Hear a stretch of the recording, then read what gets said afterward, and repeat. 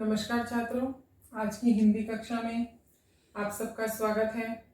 आज हम हिंदी व्याकरण में अलंकार पढ़ेंगे, जो कि हम पिछले 2 वीडियो से पढ़ते आ रहे हैं। आप सोच रहे होंगे कि भाई अलंकार तो बहुत हो गया, पर ऐसा नहीं है। बस ये लास्ट वीडियो है आपकी अलंकार की। मैं यहाँ डिटेल में इसलिए पढ़ा रही हूँ ताकि आपके ये अलंकार के 4 अंक आपके हाथ से ना फिसलें। तो एक बार हम ड्रिल कर लेते हैं कि हमने पिछली वीडियो में क्या पढ़ा।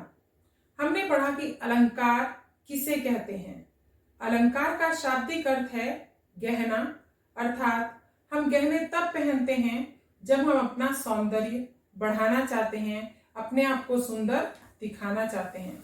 तो अलंकार का भी काव्य में बिल्कुल यही कार्य है।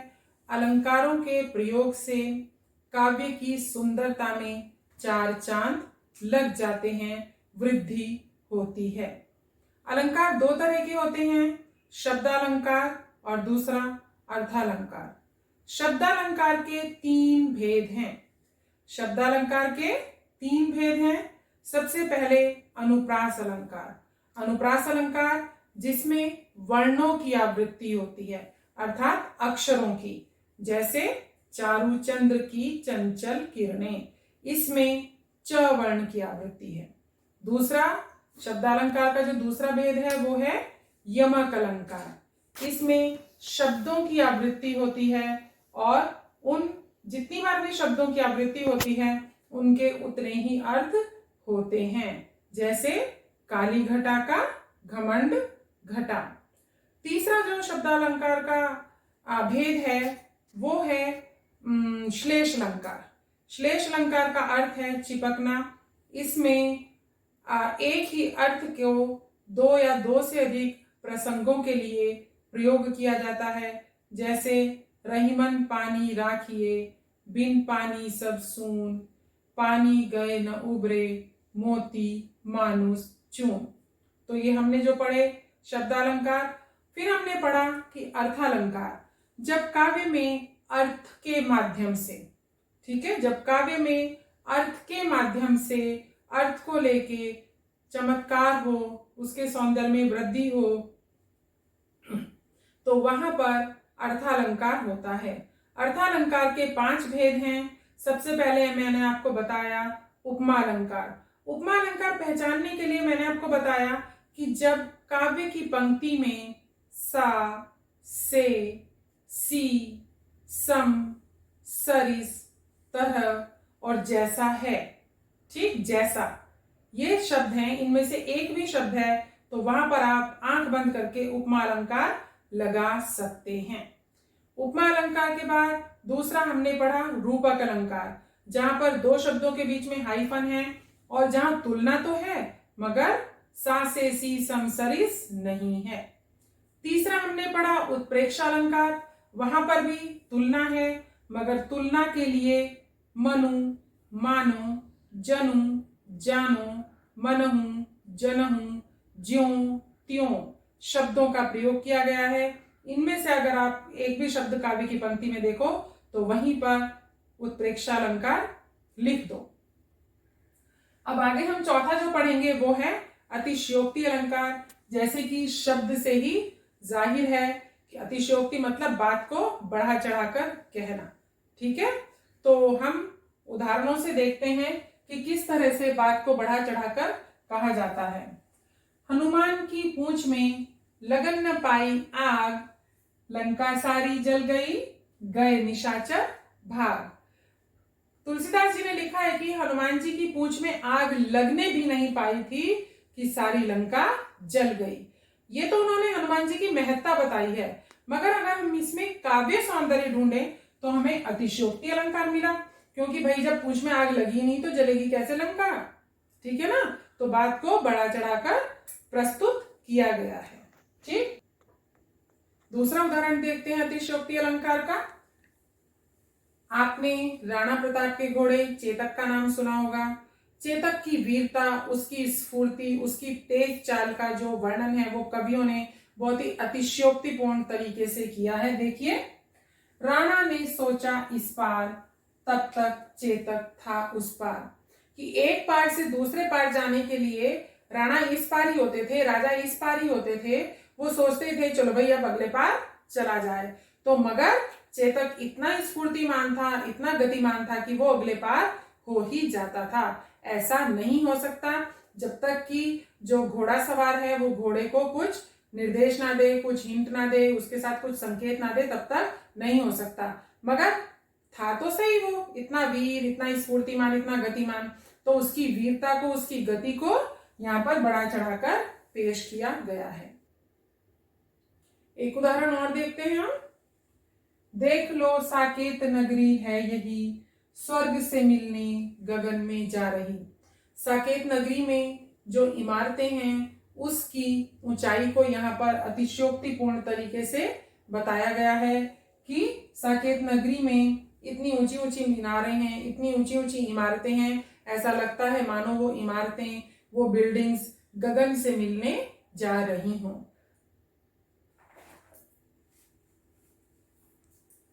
आगे देखते हैं मानवीयकरण अलंकार। मानवीयकरण अलंकार में किसी भी वस्तु को मानव बना दिया जाता है। जब काव्य में किसी वस्तु को मानव बनाकर दिखाया जाता है तो मानवीयकरण अलंकार होता है। आइए उदाहरणों से समझते हैं। मेघमय आसमान से उतर रही वह संध्या सुंदरी परी सी धीरे धीरे।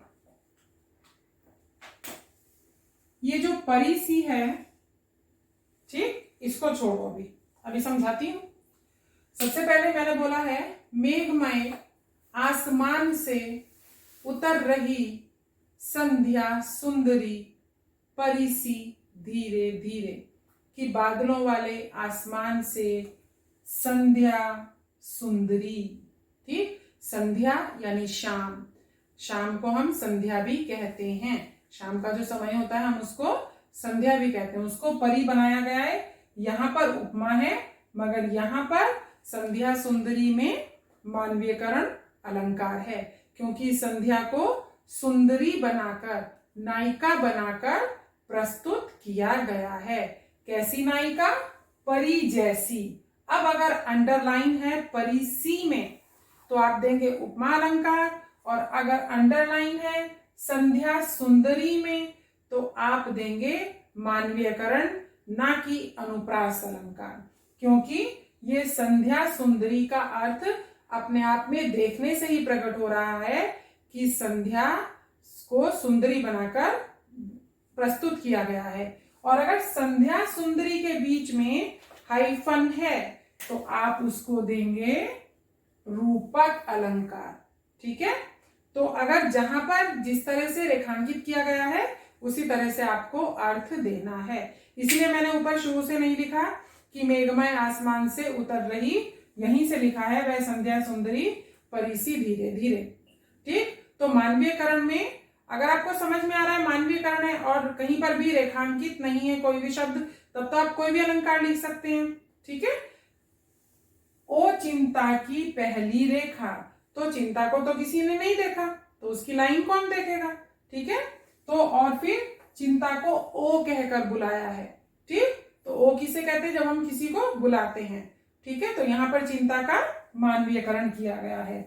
ताराघट उषा नागरी, ठीक, उषा रूपी नागरी भी हो सकता है, और उषा को नायिका बनाकर दिखाया गया है, तो उषा को यहाँ पर नायिका दिखाया गया है, इसलिए मानवीयकरण अलंकार भी है, ठीक।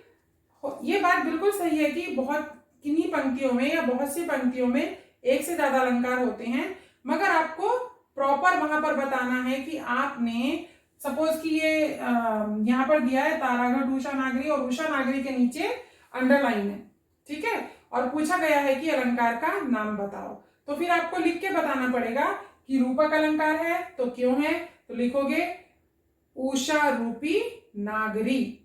मानवीयकरण है तो क्यों है? उषा को नागरिक यानी कि नायिका बनाकर दिखाया गया है, फिर वहां रूपी प्रयोग नहीं करोगे, ठीक है।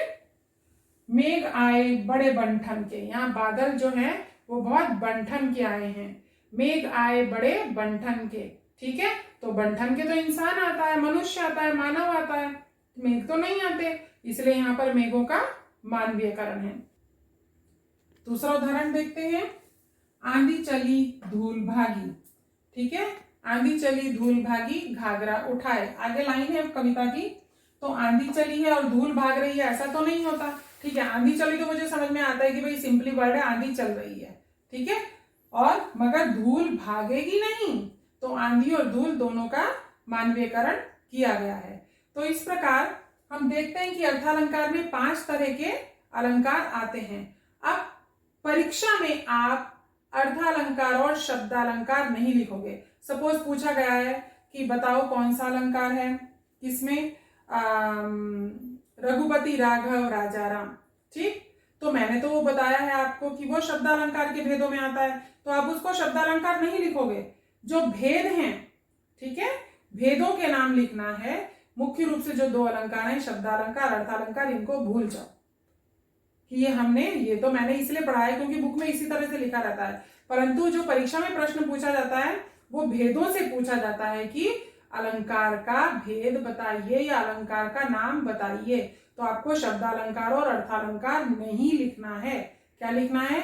अनुप्रास, यमक, उपमा, रूपक, अतिशयोक्ति, मानवीयकरण, उत्प्रेक्षा, ये सब लिखने हैं। ठीक है, तो इस तरह से हमने यहाँ पर आज अलंकार पढ़े। और अगर आपको नहीं समझ में आता है तो आप बार बार वीडियो सुने, बार बार पुस्तक में से पढ़ें, एक्सरसाइज करें और मुझसे डाउट पूछें। और आप मुझे व्हाट्सएप करके भी डाउट पूछ सकते हैं। वैसे ज़्यादा अच्छा होगा कि हम फेस टू फेस जो हमारी लाइव क्लास होती है, ऑनलाइन क्लास होती है गूगल मीट पर, हम उससे पूछें। अब आप ऐसा कीजिएगा, जो आपकी बुक है ये भाषा प्रभा, इसकी जो एक्सरसाइज है पेज नंबर 116 पर एक्सरसाइज है, वो एक्सरसाइजेस वहां पर आपकी पुस्तक से काव्यांश के उदाहरण लेकर लिखे हुए हैं और साथ में उनके उत्तर भी हैं। आप इसको इग्नोर मत कीजिए, ये मत सोचिए अरे ये क्या है, पता नहीं तो बुक से दे रखे हैं, क्या है, कुछ नहीं है। मोस्टली क्या होता है एग्जाम में, बुक के बीच में से ही पूछा जाता है। और फिर जब हम काव्यांश में से प्रश्न उत्तर करते हैं, उसमें से एक प्रश्न ऐसा होता है जो कि हम अलंकारों से संबंधित पूछते हैं। हमने जो 2 लेसन पढ़े हैं काव्य खंड से कबीरदास और वाक, उसमें मैंने आपको अलंकारों के बारे में एक भी शब्द नहीं बताया, क्योंकि मैं आपको अलंकार अभी तक मैंने पढ़ाए नहीं थे। अब मैंने अलंकार पढ़ा दिए हैं, तो आगे के जो मैं खंड काव्य आपको पढ़ाऊंगी, जो काव्य का खंड पढ़ाऊंगी, उसमें मैं आपसे अलंकारों के बारे में भी चर्चा करूंगी। अलंकारों के बारे में, भाषा के बारे में, समास के बारे में, प्रत्यय और उपसर्गों के बारे में। प्रत्यय, उपसर्ग और समास के बारे में तो गद्य काव्य में चर्चा होती है, और अलंकारों के बारे में तथा समास के बारे में साथ साथ वो आपके काव्य खंड में उसकी चर्चा की जाती है। तो इन सबको अच्छे से पढ़ना, समझना, और साथ ही जो आपकी पेज नंबर 118 पर एक्सरसाइज है, तो मैं बता रही थी आपको, जो आपकी पेज नंबर 118 पर एक्सरसाइज है, 118 ठीक है, और 119 पर जो एक्सरसाइज है उसको आप एक एक एक्सरसाइज के 10-10 उदाहरण प्रश्न के साथ, अर्थात काव्य की पंक्ति के साथ, उसके सामने अलंकार का नाम लिख के 10 से 15 वाक्य से ज्यादा मत भेजना। आप भी बोर हो जाओगे, मैं भी बोर हो जाऊंगी चेक करते करते। ठीक है, तो अपनी जो टीचर है आपकी सेक्शन की टीचर, उनको भेजना है, वो चेक करेंगी और आपको भेजेंगी, तो आपको समझ में आएगा कि कैसे इसको करते हैं। यहाँ पर बहुत सारे उदाहरण हैं, तो उनको आपको 10-10 उदाहरण अपनी संबंधित अध्यापिका को लिखकर भेजना है। ठीक है, और हम अपनी लाइव क्लास में ये सब पूछ भी सकते हैं, सब कर भी सकते हैं। तो मैं चाहूंगी कि जितना मैं यहाँ पे पढ़ा रही हूँ आपको सारी वीडियोस में, आप उसको साइड बाय साइड तैयार रखें, सो दैट जब आपके एग्जाम्स आए, परीक्षाएं आए, तो आपको बहुत ज्यादा मेहनत ना करनी पड़े, आप आराम से पढ़ लें। दूसरी बात यह है कि कुछ बच्चे जो हैं वो, मतलब मैं जब वीडियो भेजती हूँ, जिस दिन हम सब लोग वीडियो भेजते हैं, बस उसको देखते नहीं है, खोला, देखा, अच्छा हिंदी की वीडियो है, इंग्लिश की वीडियो है, ठीक है भाई मैं वही पढ़ा रही होंगी जो पढ़ा रही हैं, कुछ बच्चे बिल्कुल रेस्पॉन्स नहीं करते हैं, बिल्कुल भी काम नहीं भेजते हैं। तो मैं आपसे आपको सजेस्ट करती हूँ, क्योंकि अगर आप काम नहीं भेजोगे तो जो आपका अभ्यास है, प्रैक्टिस है, वो छूट जाएगा और फिर परीक्षा में आपके अच्छे अंक नहीं आ पाएंगे। तो मैं आशा करती हूँ कि जितने भी सजेशंस मैं आपको वीडियो में देती हूँ, आप उन सब सजेशंस को मानेंगे, अपना काम करेंगे और अपनी पुस्तक में पेंसिल से अपना अभ्यास कार्य भर भर के 10-10, 15-15 वाक्य करके अपनी टीचर को भेजो, ताकि हम लोग चेक कर सकें और आपको बता सकें कि आपको कहाँ और इम्प्रूव करना है। धन्यवाद।